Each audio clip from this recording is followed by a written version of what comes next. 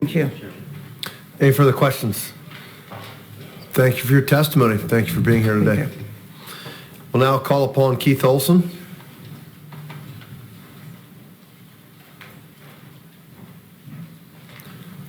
Welcome to committee. The floor Yes, is sir. yours. Hello, my name's Keith Olson. I'm from Criminalize Racketeering Against the Public. In my day and age, you couldn't, cannabis users couldn't work, go to school, keep a job, have kids, own a firearm. Thanks to Ohio Issue 2, all that might change. So I thank you. And anybody that contributed to tax and regulation should get a pat on the back right about now. Unfortunately, after legalization, we still can't work, drive, go to school, babysit, or own a firearm. A lot of these rules are being made for commerce and not for the people.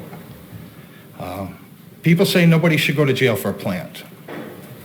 I say no one should go to jail for a plant except for the home growers. The licensees, the lawyers, the politicians, they gotta be protected. They need to be protected. We must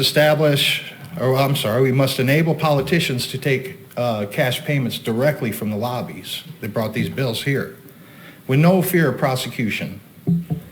We need to cut out the middleman and streamline these lobbies so they can effectively buy a place in commerce.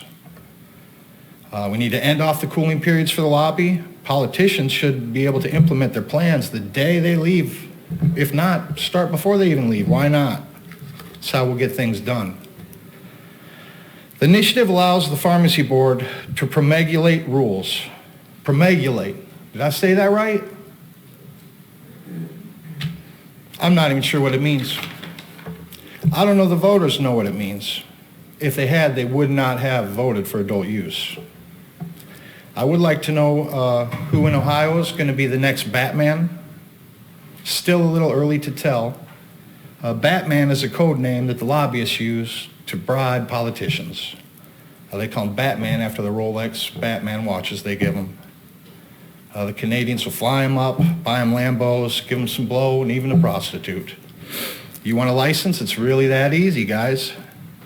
Just get a video of the administrators, like Michigan's Rick Johnson, in a Batman suit with a prostitute, and you're in the game. The legislature has no duty to correct the ambiguities of this act. If you cannot understand these laws or the pitfalls created by the state, then you shouldn't have voted.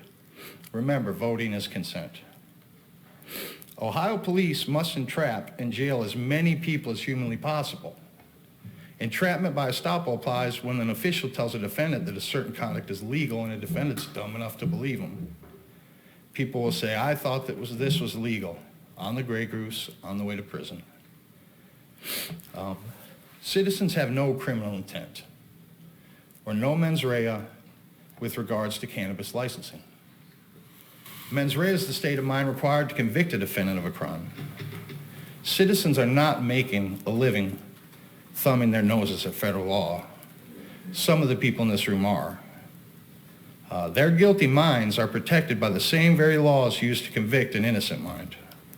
Law enforcement will absolutely send people to jail that believe they're in compliance. And I'll blame all of y'all.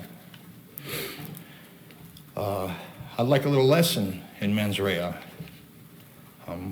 Please, if you'd all join me, I'd like you to raise your hand if your business model violates the Controlled Substance Act.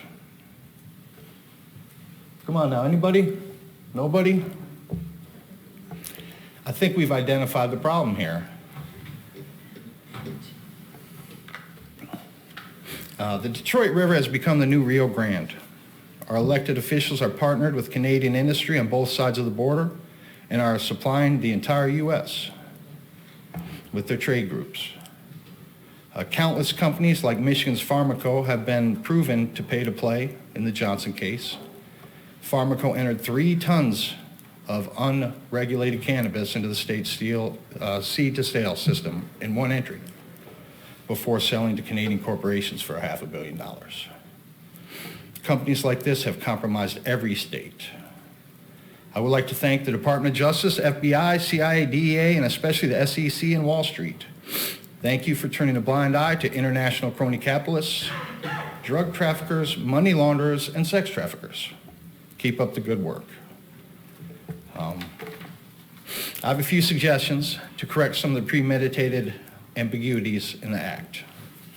First, Ohio needs to approve whatever chemicals Scott's Miracle-Gro tells them to. These companies need to produce chemicals and seeds without FDA approval to make enough money to buy FDA approval. It's the process. Second, all these decisions you're making affect world commerce.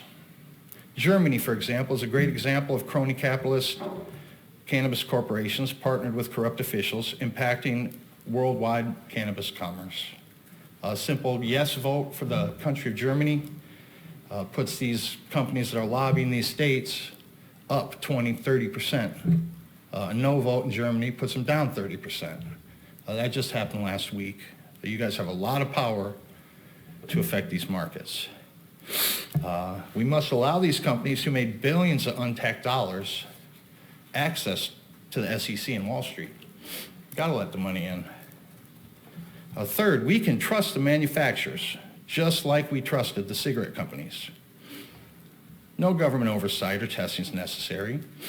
The naive citizens have put their faith into the elected officials. Fourth, roadside testing for metabolites and drug recognition experts must be funded with all this tax money you're getting. Give it all to the cops. If there's an accident if there's an accident with injury, the stoner should face life in prison without the possibility of parole. Let's go ahead and codify it now. 5 nanograms is murder. You're going to prison for life. That's the way it's going in every other state.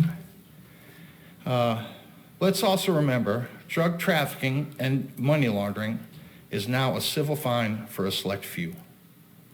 Those who pay to play must not face criminal charges. Duffel bags of unregulated cannabis and cash are civil infractions for a select few. Eventually, the governors will divvy up all the money and purchase favor in the federal government. I think a lot of the licensing going on here is premature. We're talking about local growers. In the end, cannabis is going to come from the third world as soon as the feds legalize it. People talked a lot about expungement today. I don't believe in expungement. I believe in expungement's just another way for lawyers to collect fees. Lots of states can put a 10-year waiting period. Cannabis felony can't be used against you after 10 years for housing, licensing, anything. And that would save, just a bunch of money for the lawyers. As far as the processors, these local processors aren't going to be here in 20, 30 years, guys. All this is going to come from the third world. All of it's going to come USDA, shipped in our country, and divvied up. I do appreciate your time. If you have any questions, I'd be happy to answer it. I do notice that, that a lot of the money has left the building, and along with it, a lot of the representatives have as well. Thank you for your testimony. Are there questions from the committee? Hearing none, thank you for being here today.